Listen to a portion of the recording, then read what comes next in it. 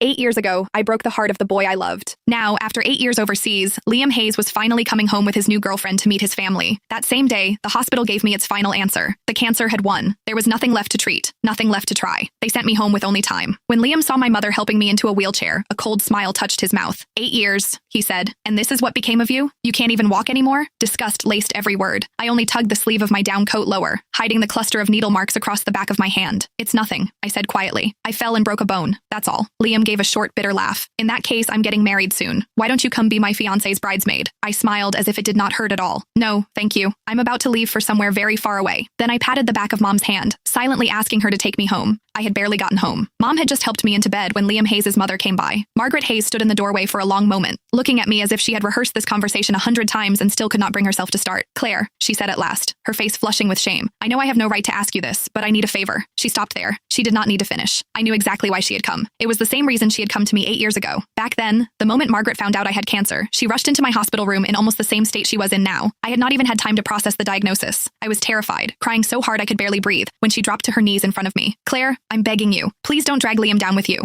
He's just been accepted into a program overseas. If he finds out you have cancer, he'll never agree to leave. You and Liam have known each other your whole lives. You've loved each other for so many years. So please, for my sake, let him go. Break up with him. I've arranged everything. I found a boy to help. All you have to do is pretend to kiss him downstairs. Let Liam see it. Make him believe you betrayed him. Then break up with him. That's all. Because of those words, the first thing I did after being diagnosed was not schedule more tests or begin treatment. Instead, I put on the coldest face I could manage, pretended to cheat, forced Liam to hate me, and drove him out of the country without mercy. Sure enough, a second later, Margaret looked at me with guilt in her eyes. Claire, please don't blame me. I had no choice. Liam's girlfriend now was his classmate overseas throughout graduate school and his doctoral program. They're perfect for each other. I really don't want to ruin such a good marriage. You know Liam, he adored you when you were kids. If he finds out the truth about what happened back then, I'm afraid, her voice shook. I'm afraid he'll throw everything away again. So could you stay away from him for a while? You don't have much time left anyway, do you? In your condition, you shouldn't be going out, don't you think? The moment Margaret said those words, my mother grabbed a pack of adult diapers from beside the bed and slammed it down so hard the mattress shook. Seeing that she was about to lose her temper, I quickly tugged at her sleeve and softened my voice. Mom, please. It took several seconds before she managed to hold herself back. Only then did I look back at Margaret.